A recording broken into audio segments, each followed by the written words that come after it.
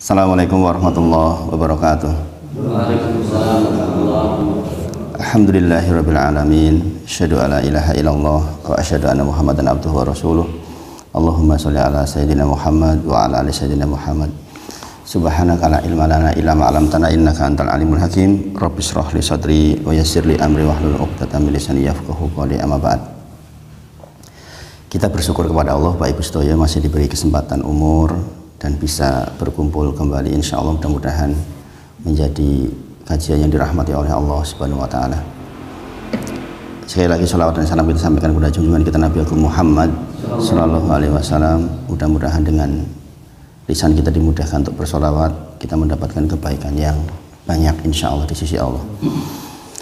Hari ini insya Allah selingan materinya, kita nggak melanjutkan usul salasah dulu untuk refreshing insya Allah, karena di beberapa masjid ternyata ada beberapa hal yang saya kira urgent untuk dibahas terkait dengan yang dulu pernah saya sampaikan tentang sholat tentang sholat. Jadi melanjutkan tentang sholat sama sedikit kitabul jami insya Allah nanti kalau waktunya cukup.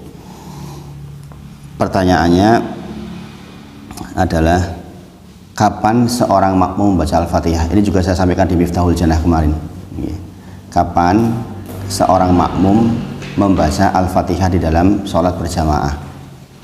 Ini pertanyaan yang saya kira penting untuk dibahas, karena ternyata masih banyak yang silang pendapat tentang hal ini.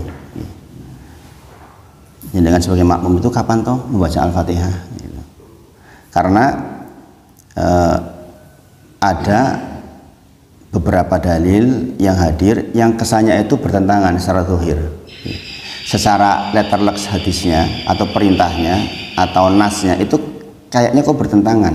Nah, jadi kita harus bagaimana? Satu sisi ada dalil yang mewajibkan membaca Al-Fatihah bagi seorang makmum dalam kondisi apapun. Satu sisi ada dalil yang kalau imam baca kita diam. Dan itu ayat Al-Quran Al-A'raf 204. Maka kita sikapnya harus bagaimana sih ketika terjadi seperti itu. Nah, ingat-ingat hal ini di dalam kaidah usul fikih. Jikalau kita nanti belajar dengan membaca kok menemukan sebuah keadaan di mana ada dalil yang kesannya kok bertentangan di dalam satu hal, maka yang dilakukan pertama kali adalah menjamak namanya. Jamak itu artinya mengkompromikan. Kalau mungkin dilakukan dua-duanya, dilakukan dua-duanya sepanjang masih mungkin. Kalau kemudian tidak mungkin, maka dilakukan tarjih namanya. Tarjih itu mengambil yang kuat, ditinggalkan yang lemah. Gitu. Jadi ingat-ingat sekali lagi, kalau ada sebuah ibadah yang perintahnya kesannya kok bertentangan, maka kewajiban kita pertama adalah menjamak. Menjamak itu berarti mengkompromikan sepanjang masih mungkin. Nah, terkait dengan Al-Fatihah ini, jangan perhatikan beberapa hal ini, mungkin jangan bisa catat ya. Satu, dalil yang mewajibkan kita membaca Al-Fatihah meskipun jadi makmum dalam kondisi apapun. Berarti kalau dalam kondisi apapun, termasuk diantaranya misalnya imam amin langsung baca suratan, kan nggak ada jeda waktu itu, ya kan? Dan kebanyakan imam di Indonesia kan seperti itu, gitu. Setelah waladdallin bareng-bareng kita amin, habis itu kan langsung suratan, gimana? Jarang yang kasih jeda untuk membaca surat Al-Fatihah. Nah, bagaimana sikap kita? Nah, ini yang pertama, ada dalil yang mewajibkan dalam kondisi apapun. Berarti ada kemungkinan kita nabrak bacaan imam ketika baca surat. Kita tetap menyelesaikan Al-Fatihah kita setelah amin, ya kan? Nah, ini dalilnya apa? An Ubadah bin Somit radhiyallahu anhu, anna Rasulullah SAW qol, ini dari sahabat Ubadah bin Somit dari Nabi Muhammad SAW, beliau bersabda, la sholata liman lam yaqra bi Fatihatil Kitab. Ini dalilnya. Tidak ada sholat bagi orang yang tidak maos Al-Fatihah. Itu dalilnya. Ini kan berarti dalil yang secara zahir pokoknya kondisi apapun yo tetap kudu moco, ya kan? Meskipun imam nggak kasih jeda waktu. Nah, kemudian yang kedua adalah dalilnya dari Abu Hurairah radhiyallahu anhu marfu sampai Rasulullah, berarti sampai kepada Rasulullah. Rasulullah bersabda, man sholata lam yaqra fiha bi Fatihatil kitab maka fahiya khidajun. Kata Rasulullah, barang siapa yang sholat kemudian dia tidak membaca surat Al-Fatihah di dalam sholatnya, maka sholatnya cacat. Nah, ini dua dalil yang menjadi dasar bahwa makmum pun tetap wajib membaca surat Al-Fatihah di dalam sholat berjamaah. Kita tidak membacakan sholat jadi imam, jadi imam otomatis wajib. Sholat munfarid, sholat sendirian otomatis wajib, ya kan? Kemudian bagaimana nanti kalau sholat siriyah, sholat duhur, sholat asar bareng imam, nanti kita bahas insya Allah. Nah, dua dalil ini memberikan pesan kepada kita bahwa wajiblah buat kita membaca Al-Fatihah di dalam kondisi apapun. Sampai di sini sangat dipahami, sangat dipahami bukan? Bahwa dalil dua itu mewajibkan kita membaca Al-Fatihah walaupun jadi makmum. Sangat dipahami itu nih, sangat dijadikan catatan. Kemudian dalil yang mewajibkan kita diam ketika imam membaca suratan, termasuk ketika membaca surat Al-Fatihah dan suratan setelahnya.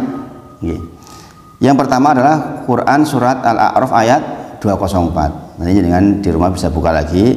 Wa idza quri'al Quran fastami'u lahu wa ansitu la'alakum turhamun. Jelas banget nggih. Wa idza quri'al Quran. Wa idza quri'al Qur'ana fastami'u lahu.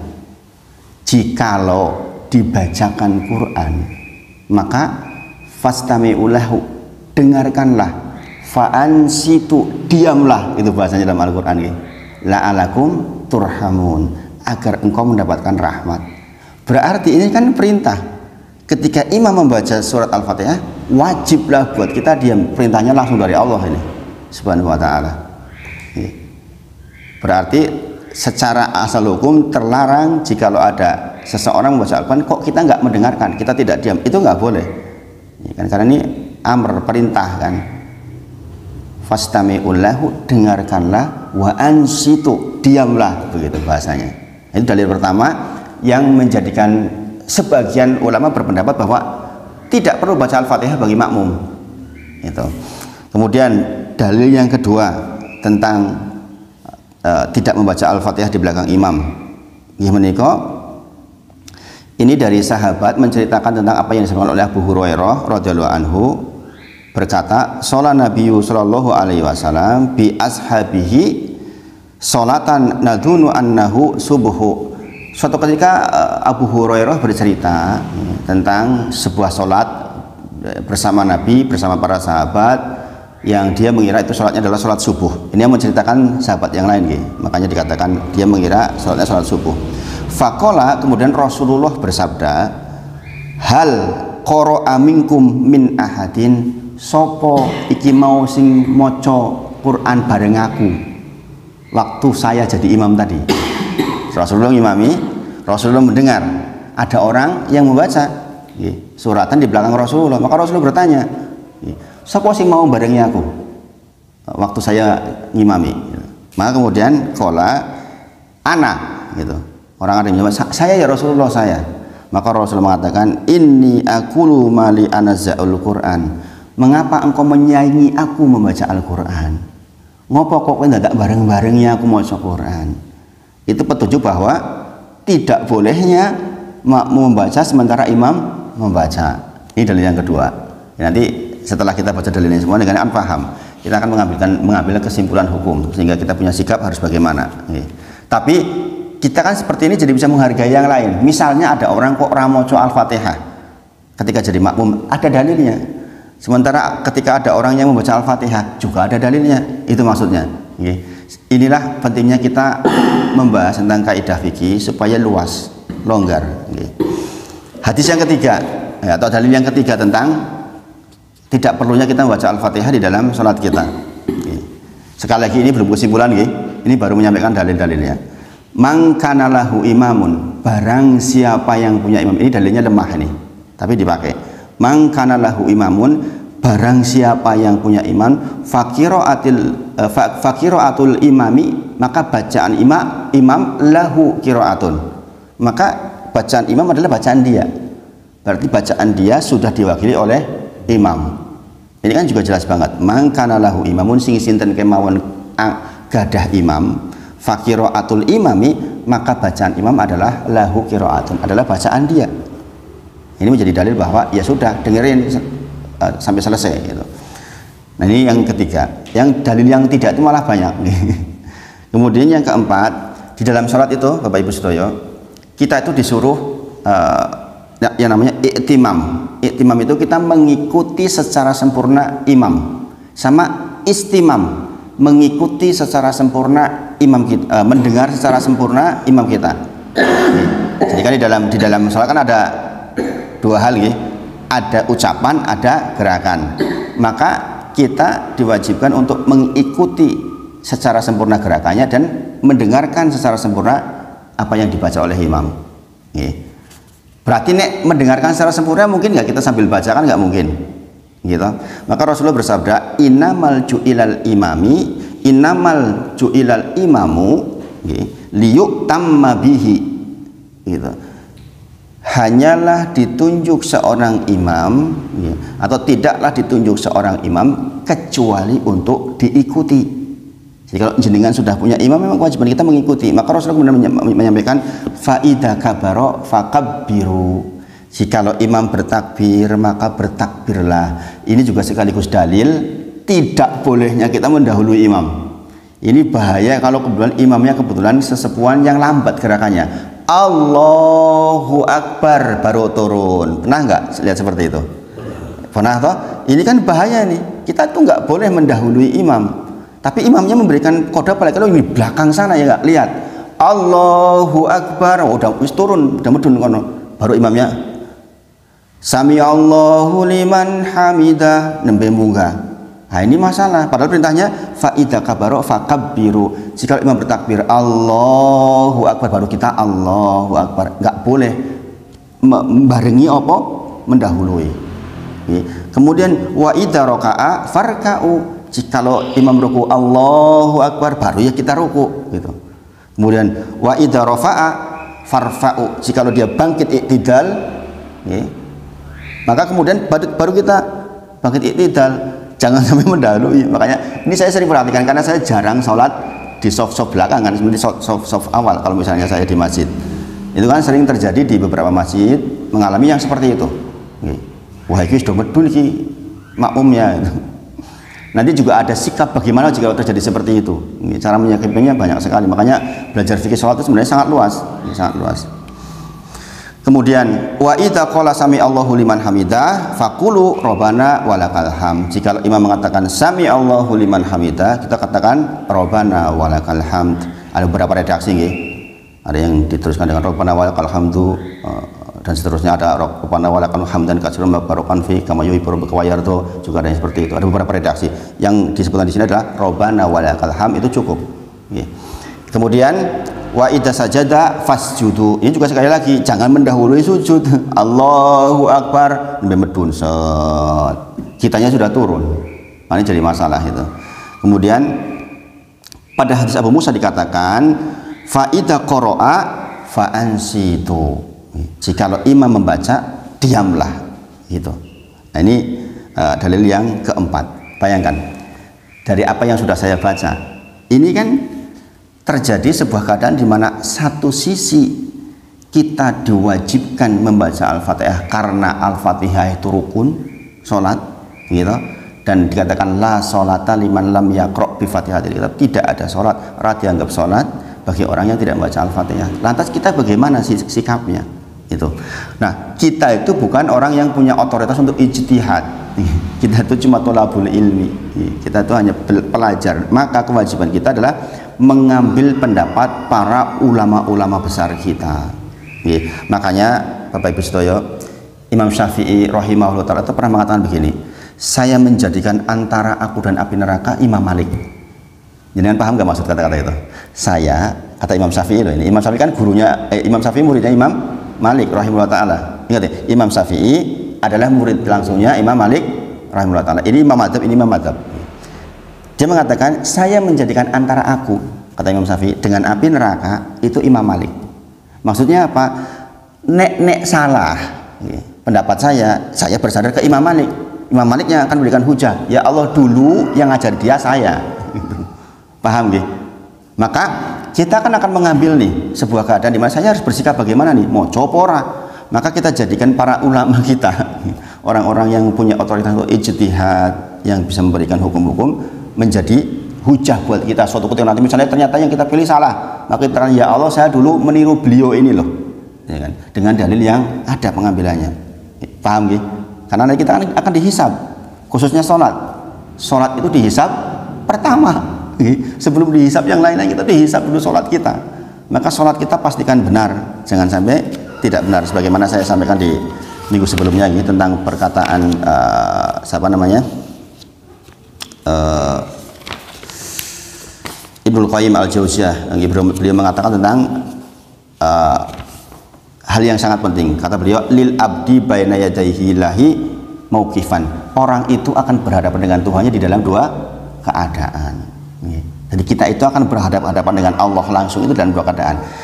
Mauqifun baina yadayhi fi sholat. Yang pertama, kita bertemu Allah itu ketika sholat.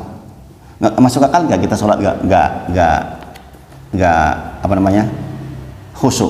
Kita tuh ketemu sama Allah langsung loh ketika sholat. Jadi pertemuan pertama kita dengan Allah ketika sholat. Maka pastikan kondisi kita tuh harus bagus banget nih. Berpakaian terbaik, pakai wewangian kalau memang ada, berdoa sebelumnya sebagaimana saya sampaikan kemarin.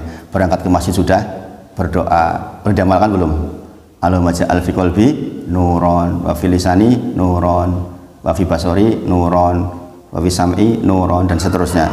Ya Allah jadikan hati saya bercahaya, menjadi cahaya, lisan saya menjadi cahaya, bercahaya.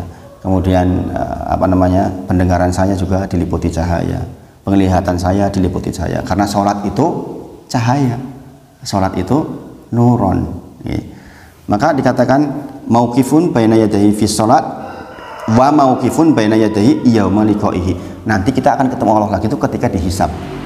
Nah, kata beliau, faman koma bihakil mauqifil awal sing sinten kemawon pada pertemuan awal pas sholat, berarti ini di dunia atau ini ya kan, pada saat kita di dunia memberikan hak penuh sholat, yo khusu, yo tenanan, yo bener sholate, maka kata beliau hawana alaihil mauqifil akhor, maka nanti ketika dihisab akan ringan.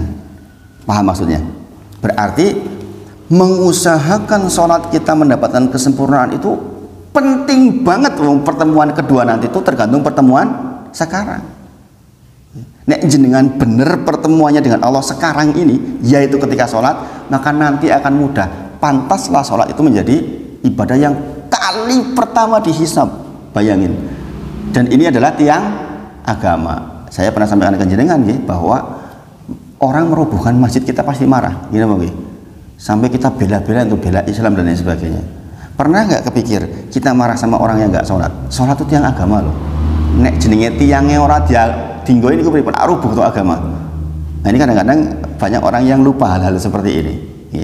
Maka sekali lagi ingatlah kita pertemuan awal harus bagus betul. Nah, karena kita tidak punya otoritas ijtihad, maka kita hanya bisa mengambil pendapat para ulama. Ketika para ulama mengkompromikan dalil yang seperti ini, menjamak dalil yang seperti ini, bagaimana toh? Nah kita lihat pendapatnya Abul Abbas Ibnu Taimiyah rahimahullah ta'ala, salah seorang ulama dari Saudi, sudah meninggal beliau. Beliau ditanya tentang hal ini, wahai Syekh, bagaimana pendapat anda terkait dengan bacaan Al-Fatihah bagi makmum? Maka beliau mengatakan ada 3 pendapat besar di kalangan para ulama. Jadi di kalangan para ulama sendiri ada 3 pendapat besar. Yang pertama pendapatnya adalah tidak membaca sama sekali, hanya mendengar saja di dalam semua keadaan. Satu, pendapat yang pertama. Pendapat yang kedua, membaca surat Al-Fatihah di dalam keadaan apapun, berarti termasuk nabrak bacaan imam dilakukan. Itu pendapat yang kedua. Pendapat yang pertama dalilnya apa? Pendapat yang pertama dalilnya pokoknya orang moco, dalilnya adalah Al-A'raf 204. Wa idza quri'al Qur'an fastami'u lahu wa ansitu la'alakum turhamun. Jika dibacakan Al-Qur'an, maka dengarkan, diam agar engkau mendapatkan rahmat. Dalil yang kedua, membaca Al-Fatihah dalam keadaan apapun termasuk nabrak imam, dalilnya adalah la sholata liman lam yaqra bi Fatihatil kitab. Tidak ada sholat bagi orang yang tidak baca Al-Fatihah, maka termasuk makmum juga harus baca. Ini pendapat yang kedua. Kemudian yang ketiga, pendapat yang ketiga ini lebih komprehensif, menggabungkan. Jika makmum mendengar bacaan imam, maka hendaklah ia diam. Tetapi jikalau makmum tidak mendengar bacaan imam, maka dia membaca. Kaidahnya, mendengarkan bacaan imam lebih bagus dibandingkan bacaan kita sendiri. Tetapi membaca sendiri lebih bagus ketimbang diam. Paham maksudnya? Nih, kita dengar imam baca, sebaiknya diam. Ini misalnya jenengan adoh, kebetulan mikir mati, jenengan nggak dengar bacaan imam, maka jenengan membaca. Karena membaca bacaan imam, mendengar bacaan imam lebih baik daripada membaca sendiri. Tetapi membaca sendiri lebih baik daripada diam, karena nggak dengar apa-apa. Paham maksudnya nggih? Paham nggih? Nah, sekarang ini yang ketiga ini adalah pendapat yang masyhur di kalangan para ulama, baik di Imam Malik, Imam Ahmad bin Hambal, Imam Hanafiyah, sama Imam Syafi'iyah. Ini pendapat yang masyhur seperti ini. Tetapi kan banyak orang yang nggak tentrem jika tidak baca Al-Fatihah karena dalil la sholata liman lam yaqra bi Fatihatil kitab.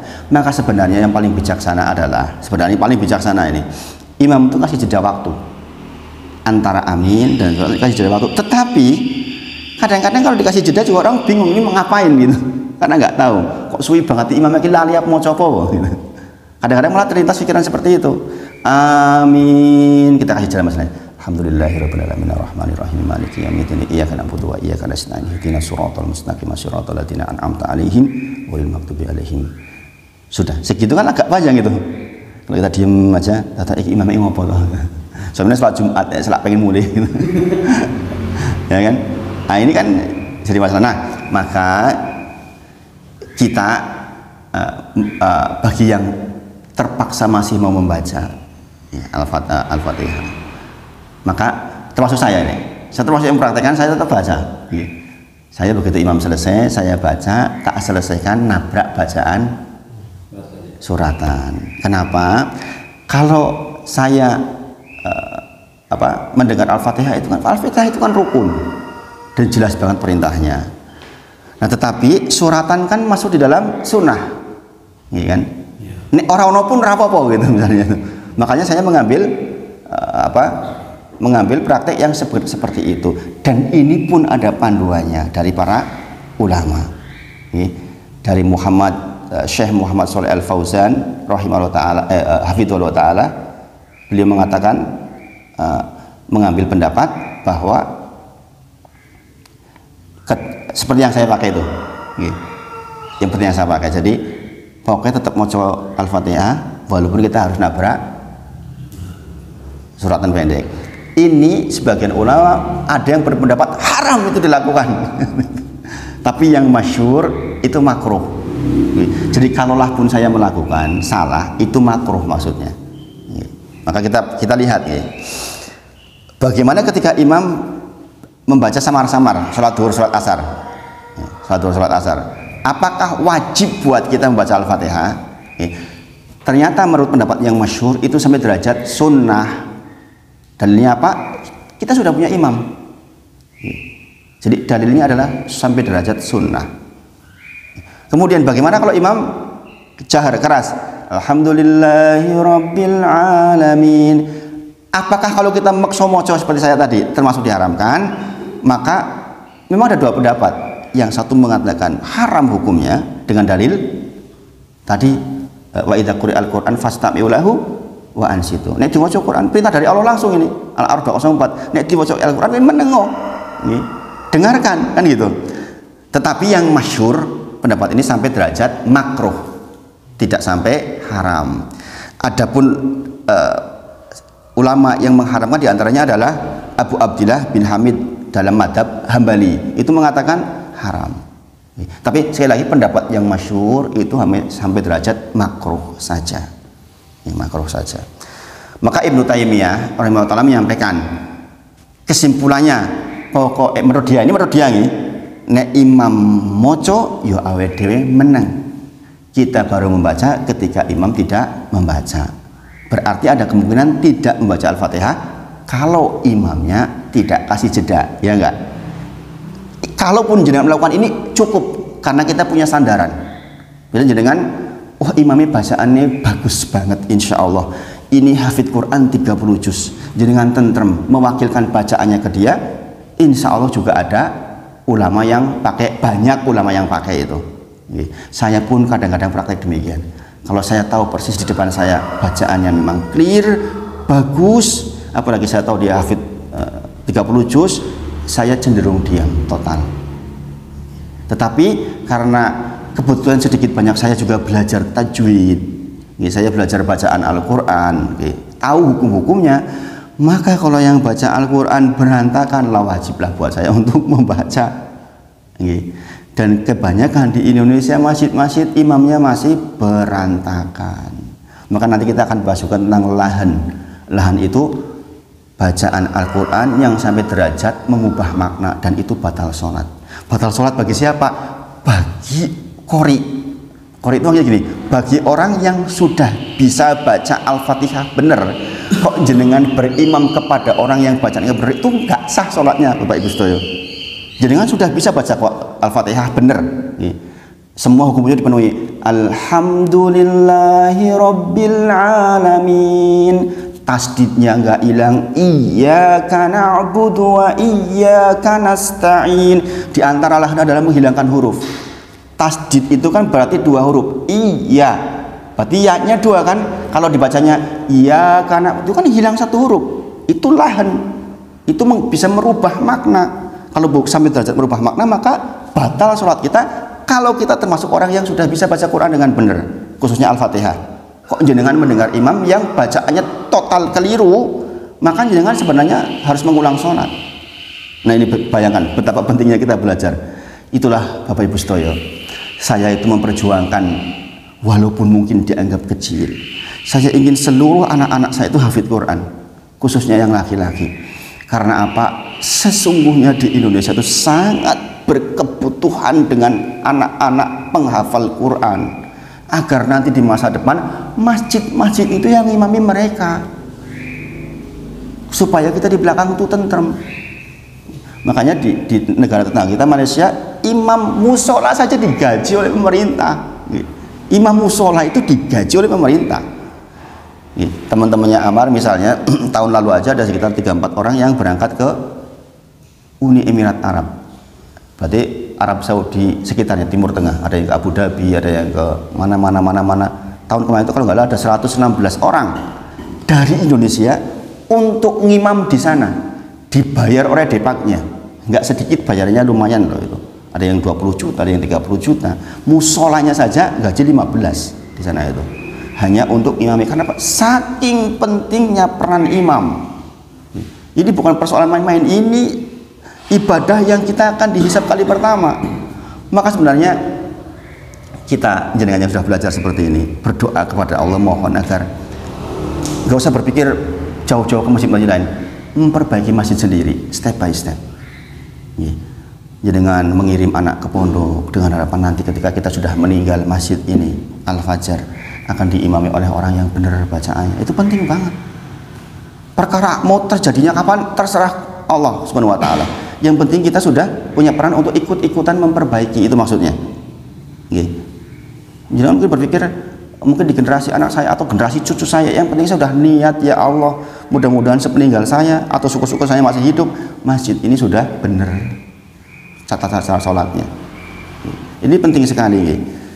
Sekali lagi, ini adalah ibadah yang kali pertama dihisab. Kebayang nggak? Kita menjadikan membayangkan nggak hisab? Hisab itu nunggunya aja lama banget. Kemudian kita tanyain sama Allah, gimana coba? Kalau kita nggak benar sekarang, repot banget. Kita mikirin dunia saja yang cuma 60 bulan, sibuknya pol-polan, ya nggak? Kita tuh dari pagi ketemu pagi lagi, mati-matian cari penghidupan, apalagi sekarang bensin mahal. Ya kan, makanya saya pakai motor menyesuaikan. Mau beli pertalite katanya nggak boleh, meskipun masih bisa. Ya sudah, saya ikut pemerintah, sami'na wa ata'na itu kan. Saya beli pertama 200.000 aja cuma berapa tetes, berapa kali pergi udah habis. Saya bilang sama istri, udahlah saya pakai motor aja lah, gitu, menyesuaikan keadaan gitu. Istri saya nggak tega, jangan ya. Ini udah beberapa hari ini saya pakai, menyesuaikan. Itu saja. Kita cari akal, cari cara agar dunia kita berjalan yang hanya berapa? 60, 70, 80 tahun. Bayangkan. Lah kok kita nggak mikirin bagaimana nasib kita nanti di sana yang hum fiha khalidun, nggak ada batas waktunya. Ingat sekali lagi, pertemuan kita dengan Allah pertama di dunia ketika sholat, kita sholat itu berhadapan dengan Allah langsung loh Bapak Ibu Sedoyo. Kita coba menyadari kita itu sedang berhadapan dengan zat yang menciptakan kita, yang ngurusi kita, yang ngurusi lingkungan kita, yang kasih dunia ini, kasih udara, kasih air. Bayangin, kebayang nggak kita sampai nggak serius itu kebangetan. Makanya diantara adab kita pakai baju terbaik, pakai wangian. Lah kita mau menghadap Pak Lurah aja kadang-kadang wis nganggo batik sing apik, sisiran apik, nganggo pecis, ya kan? Kebayang nggak kita menghadap Allah loh ini. Maka diantara cara mendapatkan sholat khusyuk kemarin apa? Berpakaian terbaik. Ini bukan persoalan ringan, dalilnya dalam Al-Quran banyak nih tentang pakaian terbaik. Nah sekali lagi, maka dari dua keadaan ini kita tahu bahwa memang ada perbedaan pendapat di kalangan para ulama. Apa manfaatnya kita belajar seperti ini? Satu, kita tentrem melaksanakan. Kalau pas kita tidak baca yo tentrem, kalau pas baca yo tentrem, karena dua-duanya dalilnya sangat kuat. Nah, sekarang misalnya ada orang yang tidak baca, di Indonesia kan tidak lazim. Saya sebutkan beberapa pembelaannya. Misalnya jangan ternyata yang praktek tidak maca pas, kebetulan ketua imam yang bagus jangan nggak moco misalnya. Maksudnya biar tetap jangan tentrem. Satu, dalilnya adalah bacaan imam adalah bacaan kita. Tadi dalilnya nggih, mangkana lahu imamun, barang siapa yang punya imam, maka qiraatul imami, bacaan imam lahu qiraatun, maka juga bacaan dia sudah cukup, berarti mewakilkan. Nek imamnya benar, kebayang nggak kita mewakilkan ke imam, imamnya nggak benar, masalah tuh. Makanya saya termasuk yang hampir selalu baca kalau di Indonesia, karena kenyataannya kebanyakan di Indonesia kan imam itu kan sesepuan yang disepuhkan di dalam kemasyarakatan, dan itu juga ya saya hargai, itu adat kan, bagaimana lagi untuk nyelonong malah jadi masalah. Di tempat saya itu yang tempat tinggal yang sekarang juga begitu. Kalau saya kan kebetulan ikut masjid yang sebelahnya, karena meskipun saya lingkungan situ, saya dekat dengan masjid yang kampung sebelah sebenarnya, tapi saya jalan kaki cukup. Yang masjid aslinya malah justru agak jauh. Tapi sekali waktu saya juga ke sana. Ya di sini tuh imamnya nggak pernah ganti, imam rotib. Tapi ini keliru hampir semuanya. Nah kalau udah seperti itu, buat saya yang tahu bacaan itu wajib untuk tidak di situ. Bapak Ibu Sedoyo, imam yang nggak bagus akan sah menjadi imam hanya untuk yang semisal, mau ting podo-podo rapi, itu sah. Iki urung iso maca Quran apik, iki urung iso, maka sah ini. Tapi nek iki urung iso, makmumnya bisa, itu nggak sah sholatnya, Bapak Ibu Sedoyo. Makanya memang orang kadang-kadang kalau berilmu itu memang agak lebih ruwet. Makanya ada orang mengatakan, saya nggak belajar saja lah. Ini orang belajar jadi wong apa? Masih ingat belum? Masih ingat nggak yang dulu? Kalau kita nggak belajar jadi apa? Ad-dallin. Itu kalau kita nggak mau belajar jadi orang tersesat terus. Makanya ya harus belajar dan harus, makanya sekali lagi niat memperbaiki pokoknya. Jangan pokoknya menjadi orang-orang awal ini yang ngaji seperti ini, niat memperbaiki, insya Allah akan dikabul entah kapan. Ini penting loh ini. Joko Karya dengan tahu ketika saya kuliah dulu lewat ke sana, tempat yang paling menakutkan saya lewat zaman kuliah. Ya tahu waktu itu ada banyak preman tuh di situ, ya kan? Tapi sekarang, masya Allah, sekarang jadi tempat yang jadi rujukan seluruh Indonesia. Bayangin. Artinya apa? Ya visi mungkin orang tua dulu, orang tua-tuanya mungkin berdoa kepada Allah, mudah-mudahan jadi tempat yang bagus. Kecil tempatnya, nyelimpet kayak di sini. Tapi masya Allah bisa menjadi rujukan seluruh Indonesia. Kemudian Pembelaan yang kedua bagi yang tidak baca. Bagaimana dengan pendapat la sholata liman lam yaqra bi Fatihatil Kitab? Enggak ada salat bagi orang yang tidak baca Al-Fatihah. Para ulama menyebutkan la sholat tadi itu artinya tidak sempurna sholatnya, bukan batal sholatnya. Jadi di situ pendapat itu adalah bukan tidak ada sholat tapi tidak sempurna. Kemudian la sholata liman lam yaqra bi Fatihatil Kitab, tidak ada sholat bagi orang yang tidak membaca surat Fatihah. Itu bagi imam, bagi sholat munfarid, dan bagi makmum siriyah. Bagi yang jahriyah maka tidak masalah. Paham? Maksudnya orang no sholat bagi orang yang nggak baca Al-Fatihah, maksudnya nek sholat jadi sendirian, sholat sendirian, jadi imam kan kudu maca, atau sholat yang kita berjamaah tapi siriyah, duhur, asar, maka wajib. Tapi yang jahriyah, yang jahr, maghrib, subuh, isya, itu kita boleh tidak membaca dengan pendapat ini. Gitu. Kemudian tentang pendapat kapan seseorang setiap tidak mendapatkan 1 rakaat, ini juga menjadi dalil. Seseorang mendapatkan 1 rakaat ketika apa? Ketika dia mendapatkan ruku imam, ya enggak? Ketika mendapatkan ruku imam. Dalilnya, seseorang datang ke Rasulullah ruku kayak gini loh, Pak. Saya perhatikan. Ini kan datang ke masjid, Rasulullah Allahu Akbar, orang datang masih di pintu. Dia yang dia lakukan apa? Dia takbir Allahu Akbar, langsung Allahu Akbar, melaku begini menuju shaf. Dia takbiratul ihram, urung tekan shaf, tapi dia pengen dapat 1 rakaat, maka dia Allahu Akbar, melaku menuju shaf. Kemudian dilaporkan ke Rasulullah, ya Rasulullah, sesungguhnya tadi sahabat fulan begini dan begini. Maka Rasulullah mengatakan, semoga Allah menambah semangat dalam beribadah dan jangan diulangi. Tapi tidak dibatalkan oleh Rasulullah, tidak disuruh ulang. Berarti sholatnya sah nggak? Dapat 1 rakaat nggak? Dapat. Moco Al-Fatihah nggak? Enggak. Ini menjadi dalil tentang kalau ada orang yang tidak baca sholat jahriyah maka tidak masalah. Gitu. Jadi gitu nggih. Nah, tetapi sekali lagi pendapatnya dari Muhammad Shalih Al Fauzan, beliau mengatakan tentang seperti yang saya pakai tadi itu, bahwa untuk kehati-hatian kita tetap membaca Al-Fatihah dengan resiko menabrak bacaan imam di suratan, dan itu yang sering saya lakukan. Monggo jenengan mau pakai yang manapun, sudah tahu dalilnya. Ini maksudnya fungsinya belajar. Jenengan mau pakai yang manapun silahkan. Inilah kalau kita belajar itu jadi nggak bingung menghadapi situasi orang-orang yang berbeda-beda. Misalnya termasuk diantara adalah misalnya kapan kita memberikan isyarat ngacung, yuhariukuha atau tidak, ya kan, gerak atau tidak, itu kita juga enak kalau sudah tahu dalilnya. Nah, yang kedua, pembahasan yang kedua, haruskah kita melafadzkan bacaan kita di dalam sholat? Tahu melafadzkan gitu? Umi. Kita baca di dalam sholat itu haruskah menggerakkan bibir atau tidak?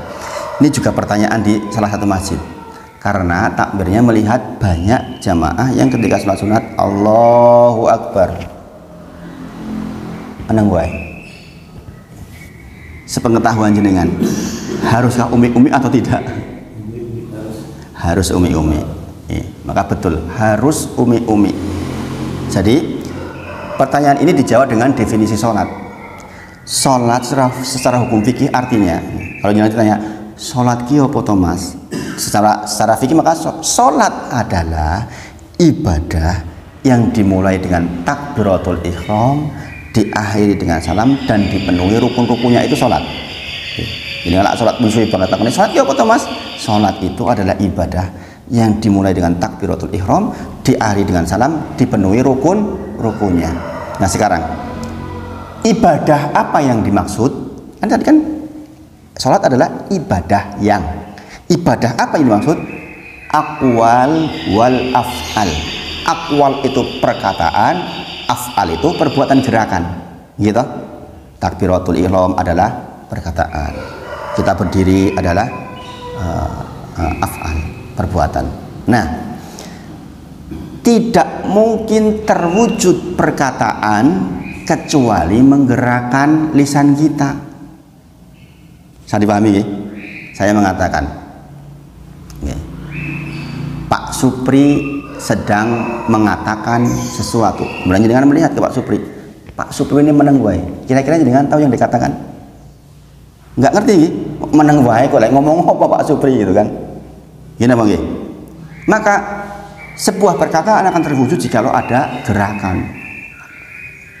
Minimal terdengar sir oleh sendiri, tidak mengganggu sampingnya. Kalau dengan sholat sendiri, maghrib, subuh, isya, kok sholat sendiri, sunahnya dijahar. Koyo jenengan, koyo tadi imam itu sunahnya. Ini banyak orang yang nggak tahu ini.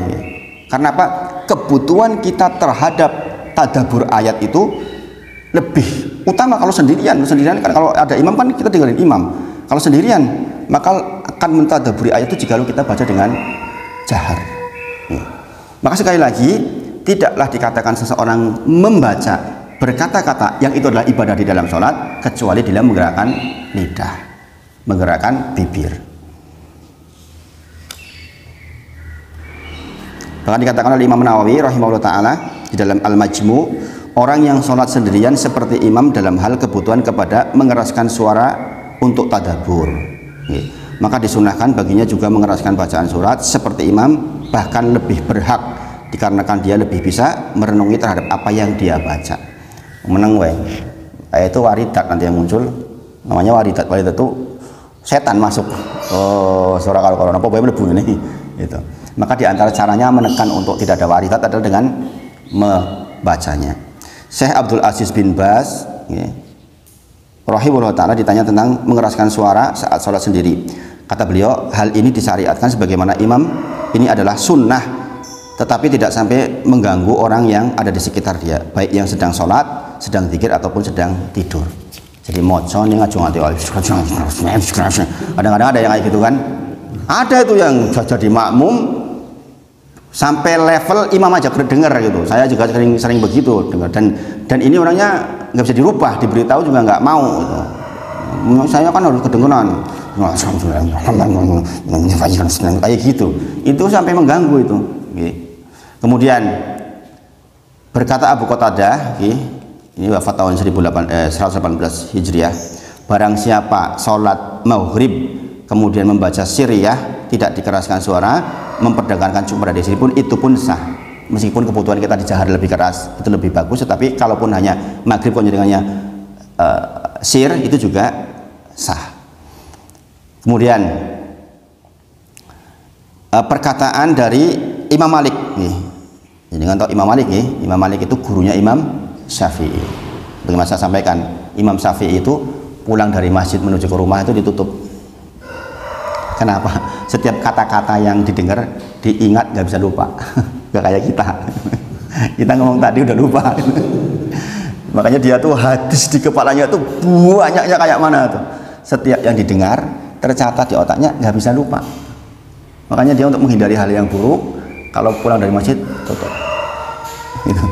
Bayangin, saking jadi inilah bentuk Allah menjaga Al-Quran, bentuk Allah menjaga Islam itu seperti itu. Didatangkan orang-orang seperti itu. Menakjubkan kalau jenengan membaca sejarah para imam itu, masya Allah, oh masya Allah. Bayangin perawi hadis. Didatangkan 10 orang ulama hadis. Ini orang mau dites, sikoh apa enggak, pantas enggak ini diambil hadisnya. Maka disebutkan, ulama satu menyebutkan 10 hadis, ulama kedua menyebutkan 10 hadis, ulama ketiga menyebutkan 10 hadis. Sekali itu berarti 100 hadis dalam satu waktu dia dengerin. Ini dengerin. Kemudian ditanya, bagaimana pendapat antum tentang ini? Dia mengatakan apa? Dia mengatakan, adapun orang yang pertama, maka hadisnya tidak ada yang betul. Tidak ada yang betulnya karena bagian ini dan ininya kebalik, perawinya kebalik, ini. Adapun orang yang ketujuh, di hadis yang kelima, salahnya di bagian ini. Bayangin, sekali denger loh, 100 hadis dia bisa tahu mana-mana di urutan berapa, yang mana yang benar, mana yang keliru. ngeri banget kan.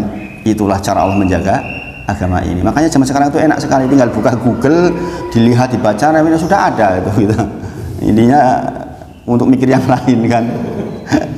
Masya Allah, Masya Allah. Mempelajari agama itu Masya Allah. Nah ini Imam Malik mengatakan, ditanya tentang orang yang tidak umi-umi, maka dia mengatakan ini bukan membaca, kata beliau. Imam Malik yang mengatakan rahimahullah ta'ala, sesungguhnya membaca adalah dengan menggerakkan lisan. Kemudian apa dalilnya? Para sahabat mengetahui bacaan Rasulullah dari gerakan janggutnya. Berarti Rasulullah nggak mungkin temen gue. Alhamdulillah. Kan gitu. Nah itu yang yang masyhur di kalangan para penuntut ilmu insya Allah.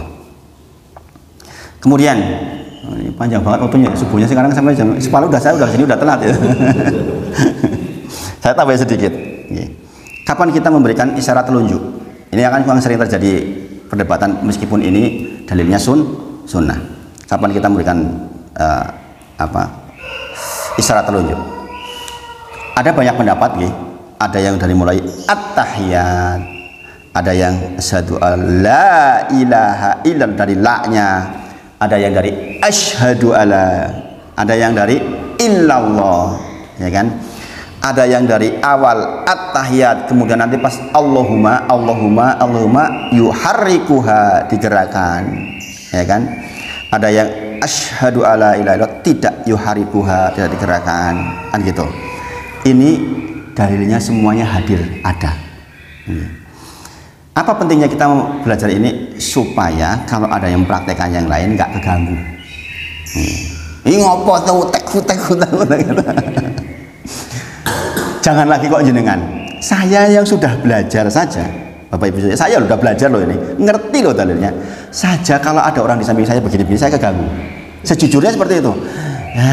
Gitu. Karena meskipun saya nggak nonton, tapi kan kelihatan gitu.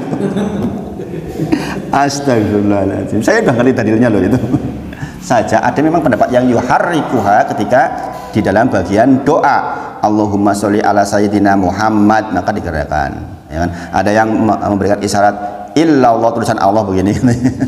Tapi intinya di situ yuharrikuha, gerakan ringan maksudnya. Tetapi saya termasuk yang mengambil pendapat bahwa yang masyhur isyarat dari awal at-tahiyat dan tidak digerakkan sampai akhir, itu yang saya pakai. Kenapa? Karena yuharriku di situ dari sebagian apa yang saya pelajari, ya, itu gerakan isyarat itu sendiri, tak gitu maksudnya, bukan gerakan berulang. Ya. Tapi sekali lagi, kalau ada yang mempraktikkan gerakan berulang pun silahkan, silahkan. Mudah-mudahan tidak pas di samping saya. Ini kayak personel yang jejer ya ora apa-apa. Gitu. Ora apa-apa.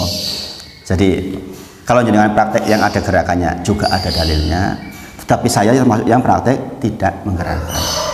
Cukup kasih isyarat dari awal at-tahiyat sampai akhir. Kalau jenengan praktek yang asyhadu alla ilaha illallah juga silahkan.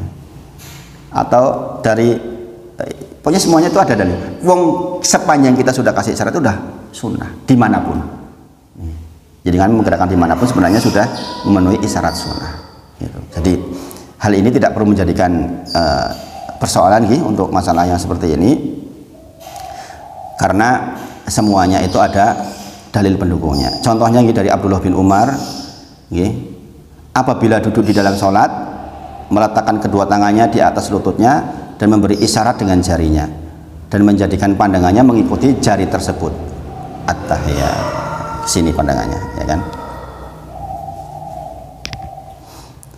Di dalam riwayat lain, ketika ada orang sholat menggerakkan kerikil, dolanan kerikil, maka kemudian dikatakan begitu. Pokoknya yang benar adalah dikasih isyarat, kemudian kita letakkan pandangan kita kepada isyarat telunjuk itu. Nah itu pendapat itu semuanya berkembang. Jadi harapan saya jenengan tetap tentrem, misalnya ada hal-hal yang berbeda seperti itu. Nah ini 3 pembahasan kita pagi ini terkait dengan sholat. Insya Allah ke depan saya juga akan bahas masalah lahan di dalam surah Al-Fatihah. Maksudnya bacaan Al-Fatihah mana yang sampai pada derajat kita batal sholatnya. Jadi di samping kita belajar akidah, saya seling-selingin seperti ini supaya nggak bosan. Karena di beberapa masjid saya lihat Kalau akidah tok rasa-rasanya kelihatan bosan gitu. Terlalu berat mungkin. Maka saya seling-selingi dengan seperti ini. Sebenarnya tadi saya mau menyelingi dengan kitab Jami juga, tapi nggak cukup waktunya.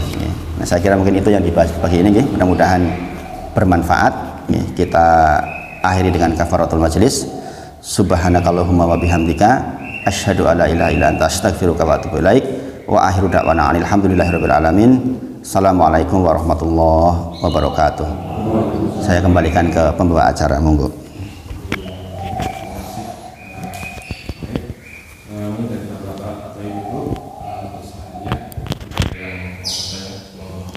Monggo kalau ada yang bertanya. Nggih. Saya mau bertanya. Sambil tak ini. Sholatnya orang sakit, Pak. Nggih. Nah itu kan kalau misalnya sakitnya itu sudah parah.